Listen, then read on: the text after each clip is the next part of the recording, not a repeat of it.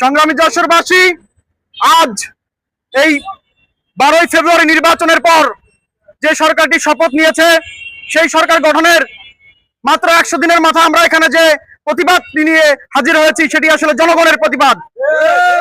জনগণ এই সরকার নির্বাচিত হওয়ার পর ভেবেছিল 5 আগস্টের পর যে ফ্যাসিবাদী ব্যবস্থা বিলুপ্ত হয়েছে, হয়তো এরপরে আমরা যে সরকার পেয়েছি সেটি জনগণের আশা আকাঙ্ক্ষার প্রতিফলন ঘটাবে। বাজারে খাদ্যের দাম বৃদ্ধি পাওয়ার যে ট্রেন্ড চালু ছিল, সেটি থেকে হয়তো নিস্তার পাওয়া যাবে। বাজারে নিত্য প্রয়োজনীয় দ্রব্যের মূল্য বৃদ্ধি হয়তো এখন থেকে নিস্তার পাওয়া যাবে। অথচ আমরা দেখেছি কি, এই সরকার নির্বাচিত হওয়ার পর এখন পর্যন্ত তৃতীয়বারের মতো জ্বালানি তেলের দাম বাড়লো। ইতোপূর্বে 2বার নির্লজ্জের মতো বলা হয়েছিল যে বিশ্ব বাজারে তেলের দাম বেড়েছে, ইরান আমেরিকা যুদ্ধের ফলে হরমুজ প্রণালী বন্ধ হয়েছে। সেটি বাস্তবতা ছিল বলে আমরা আসলে তখন কিন্তু মেনে নিইনি। আমরা তখন কোনো প্রতিবাদ করিনি যে বিশ্ব বাজারে যেহেতু একটি সংকট চলছে, সেই সংকটের অংশ হিসেবে হয়তো বাংলাদেশেও তেলের মূল্য বৃদ্ধি যৌক্তিক। কিন্তু এখন এসে আমরা দেখলাম কি, যে আবারও সেই বিশ্ব বাজারে তেলের দাম বৃদ্ধির অজুহাতে আবারও এই সরকারের জ্বালানি মন্ত্রী প্রতিমন্ত্রী নির্লজ্জের মতো বলছেন যে আমরা 5 টাকা করে তেলের দাম বৃদ্ধি করলাম। রাতারাতি 1 জুন থেকে আজকে সেই তেলের দাম বৃদ্ধি কিন্তু কার্যকর হয়েছে। এর ফলে কি হবে? বাজারে খাদ্যের দাম বাড়বে, নিত্য প্রয়োজনীয় দ্রব্যের দাম বাড়বে। বাজারে যেই খেটে খাওয়া মানুষ, যে রিক্সা চালায়, যারা অটো চালায়, যারা হচ্ছে ট্রাক চালায়, বাস চালায়, সে সবার কিন্তু আসলে কষ্ট বৃদ্ধি পাবে। জ্বালানি তেলের দাম বৃদ্ধির ফলে যানবাহনের ভাড়া বাড়বে, ফলে এটি কিন্তু এক জনদুর্ভোগের সৃষ্টি করবে।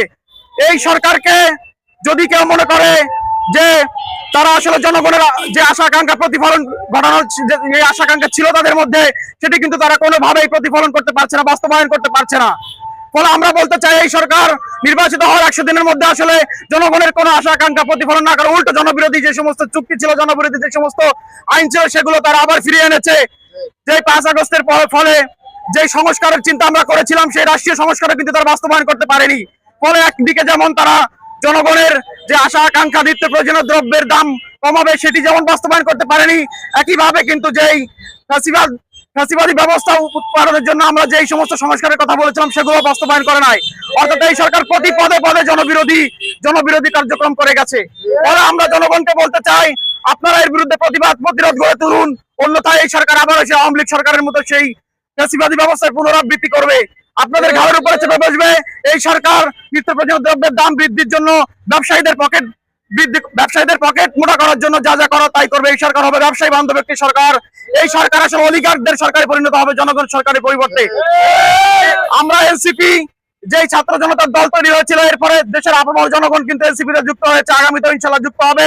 তারা আমাদের সাথে কণ্ঠে কণ্ঠ মিলিয়ে, গলায় গলা মিলিয়ে, কাঁধে কাঁধ মিলিয়ে আগামী দিনে তাদের প্রতিরোধ গড়ে তুলবে, তাদের কণ্ঠকে জনগণের জন্য তারা উচ্চারিত করবে।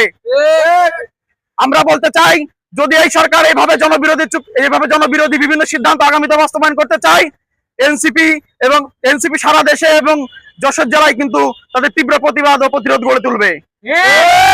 সকলকে ধন্যবাদ। ইনকিলাব জিন্দাবাদ।